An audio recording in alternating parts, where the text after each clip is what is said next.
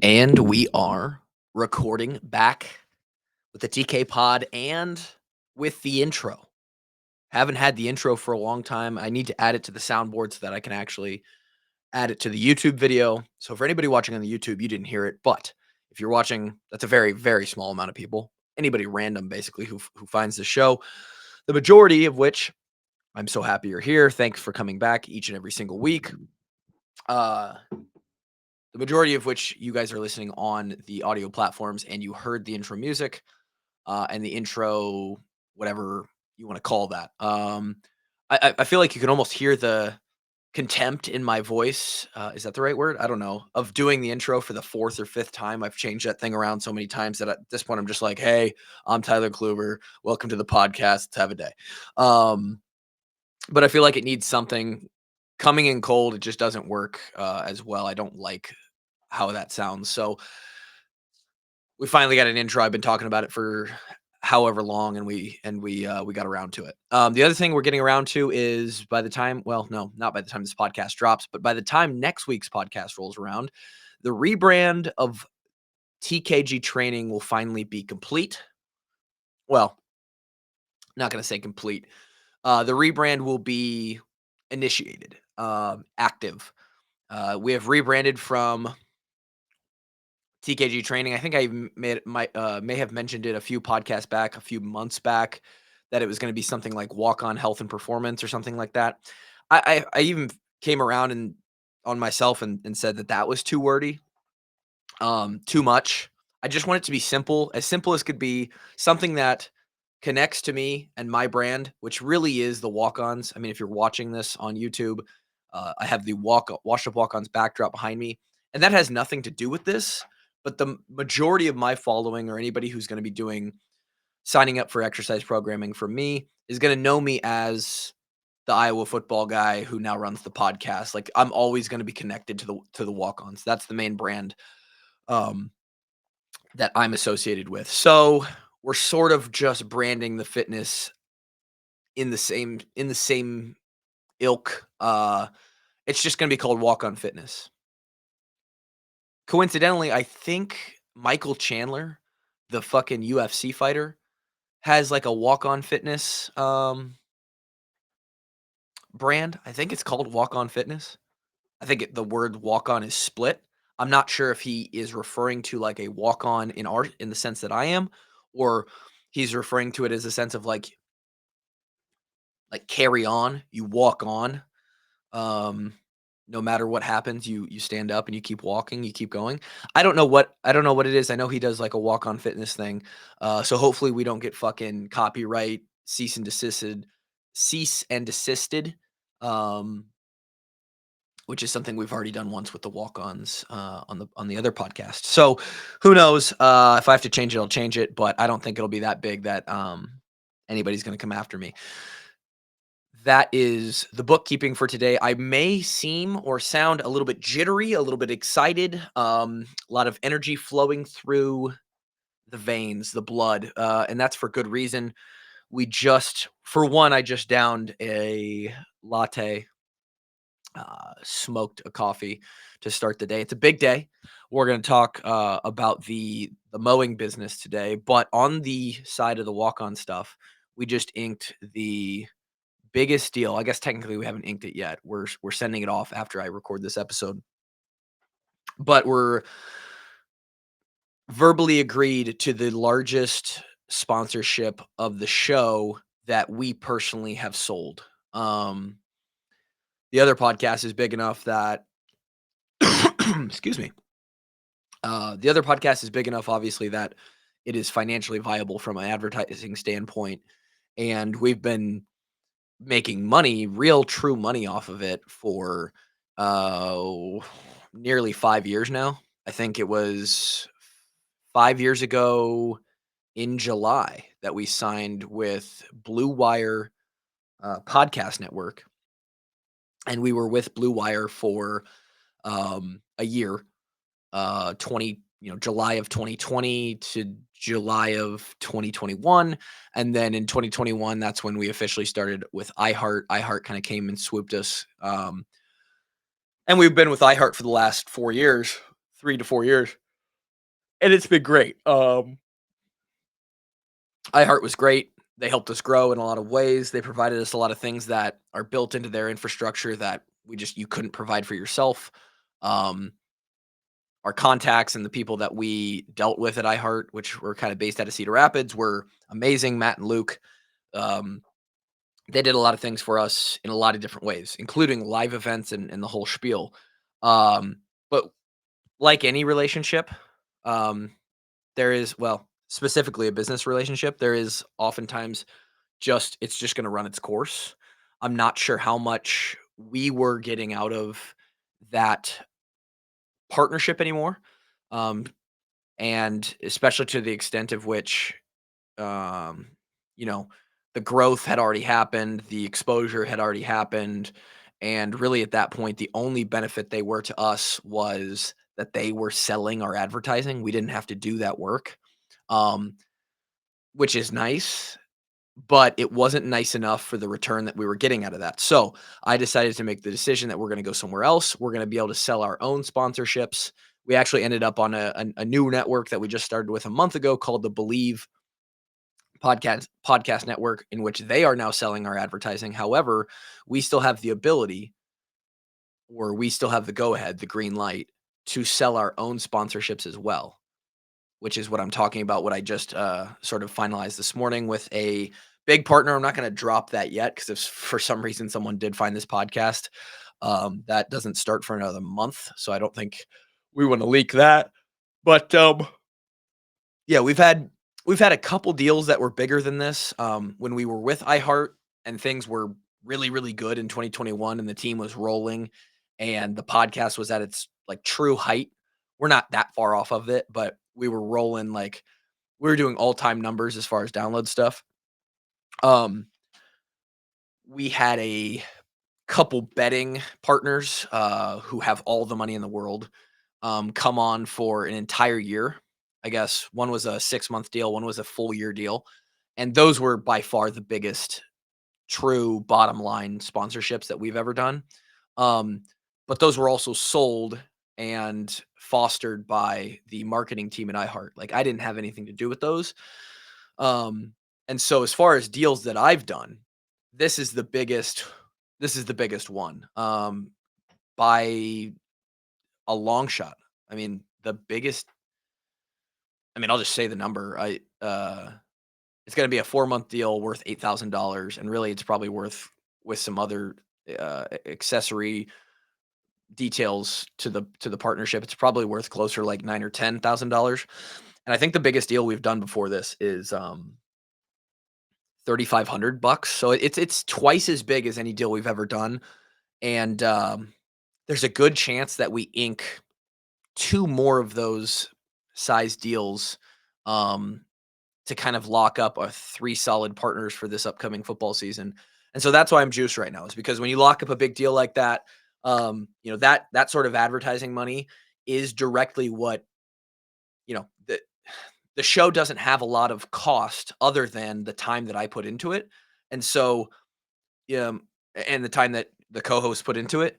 And so any money that we make outside of probably, I don't know, 1,000 to 2,000 bucks a year on subscriptions like this streaming service and occasional equipment upgrades and occasional travel to do a live podcast or whatever, there really isn't any expenses other than paying ourselves to make it worth it to continue to do the podcast. So whenever you ink a big deal like that, for me, that's like looking straight at $8,000 worth of income, right?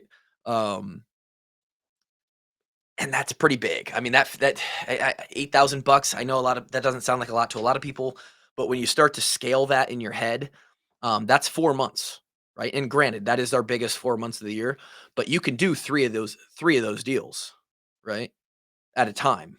You could do as many as you want, but realistically, we could ink 3 of those deals that overlap each other. So those 4 months are kind of worth 24, 25 grand. And then you have the advertising on top of that that's sort of different and integrated into our show in another way. This is more of a sponsorship. The advertising is just stuff that kind of kicks in the middle of the podcast. And then you look at the rest of the year, you have another 8 months worth of podcasts to sell. you start to do the math on that, and in just advertising, you can pretty much if you really fill out your advertising for the year, um, you can pretty much secure the salary or the income that I'm looking for as the head of this operation. And so when you secure, you know, I'm not someone who I'll be completely upfront. I'm not someone who lives on a or makes $100,000 a year. Um, the business has made 100,000. The business has made six figures. The especially the two businesses or all the stuff I do together has revenued six figures for multiple years. But the profit that actually gets taken from that isn't isn't. I'm not taking home 100K, right, with the stuff that I do. Um, so, if I take home 60 or $70,000 a year, when you secure an $8,000 deal, um, all in one little, signature, "Hey, here's the contract, sign it." That's like 12% of your entire year that you just secured with one agreement, with one business, with one sponsor.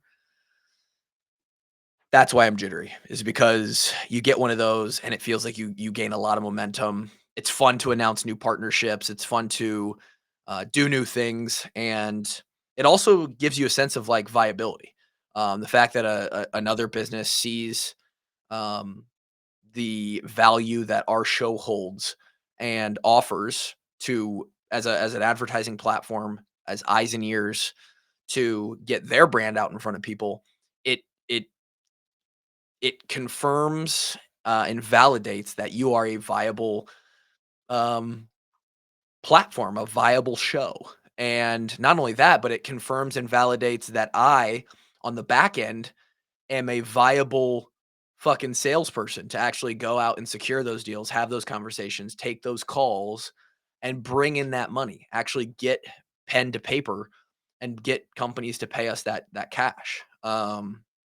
So that's kind of the fun behind the scenes stuff that's going on today, and I'm already 12 minutes in, and I really don't want to go any further because it's a big day. I keep pushing off this. Hey, we're starting another company podcast. We're going to be, we have the Kluver Lawn and Landscape, which is technically the third business that I have ownership and management of. And it's actually the reason I don't have a lot of time today is because there's exciting things happening for that business. We are going to be purchasing today the first big purchase, the main thing that you need other than, I guess, a truck. If you're going to start a mowing company, you basically need three things. You need a good mower, you need a way to carry that mower around, and oftentimes that requires a kind of a two-part transportation system. You probably want a truck that can haul a trailer, and then you can put the mower in the trailer. We have at this point just been using a push mower, which sits in the bed of the truck. However, if business goes well, and it has been, um, you have recurring yards, you get a few yards or properties that are bigger, you're going to want a bigger mower, a riding mower, a stand-on mower, something that can chew through stuff and is really nice, something that's expensive. You're not going to be able to just put that in the bed of a pickup truck. So you need a trailer. So we're using my father's truck. Shout out Todd, 2002 uh, Chevy. Is it a Chevy? Yeah, 2002 Chevy, long bed. And we've just been throwing the push mower, the electric Ego push mower that we bought to start this thing in the back of that. Got a couple other tools, a blower, a string trimmer, an edger. Everything's just been going in the back of the truck. But we finally, last week or 2 weeks ago, bought a trailer for like 1,500 bucks, and today we're going to look at um, mowers at a big old power equipment store. Um, and it's likely that we're going to be purchasing a mower somewhere between $4,000 and $8,000. So there's that $8,000 that I just got from the sponsor for the other podcast. It's going to go straight into a nice ass mower. But with this mower, you can cut your working time in half, maybe more, um, which allows you to do twice as many or more yards once we get to the point where you've got a full day of mowing. And it also just makes things so much easier. So, um, we are going to do that today after my brothers, my partners in this business, go and service a property this morning. They're currently mowing somebody's house out here in Waukee right now. After that, we're going to go get the mower. And then I think I get to disc golf today. We're going to go back to Waterford Disc Golf Park, disc golf course, which is a 13-hole course in the northern part of Waukee. Is it technically Waukee? I don't know if it's actually in Waukee city lines because Waukee's city lines are actually pretty small compared to its school district. It could be in Grimes technically, or maybe Clive. I'm not sure exactly what its address is, but it's a nice little 13-hole course, very similar to the Centennial course that's just across the street from my house in my neighborhood. Those are kind of the two courses that are closest to me that are worth playing, and they actually have good holes, good shot shapes. Um, Funny enough, it had been 4 weeks exactly since I disc golfed, 3 days before Brooks was born, and last Friday, 5 days ago, 4 weeks to the day since the last time I had gone out, I went to Centennial in the morning. I quit after 3 holes. I quit after 3 fucking holes. I lost a disc, not an important one, but I lost a disc on hole 2, a hole that you should never lose a disc on. It was really wet, and I felt like I, actually threw a bunch of good, like, practice drives on the first hole, just took a bunch of practice throws through, like, 8 discs and felt pretty good about all of them. Um, but then just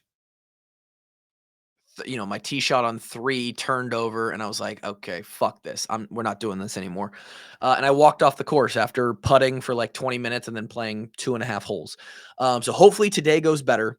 We are back in the saddle though on the disc golf, and we'll get to play Waterford today, which is of course I've played 2 or 3 times with my brothers who have never played it. And it's a really fun course. I believe it was actually designed by Gannon Burr, who's the number 1 player in the world out of Urbandale. Um, and it's a nice little course. So hopefully it's not wet, and it's freshly mowed and serviced over there. We could fucking Cleaver Landscape could mow it if they need me to. Um, and so today looks like we're gonna go work out right after this. We're gonna produce this podcast, work out, go buy a mower, bring it back to my house, practice riding it, and figure out how to use it. Then go play disc golf. It's gonna be a great fucking day. Hope it's a great fucking day for you guys. And I will see you guys next week when maybe we finally talk about starting this mowing business and the actual details and what that looks like. Who knows? We'll see then. Peace.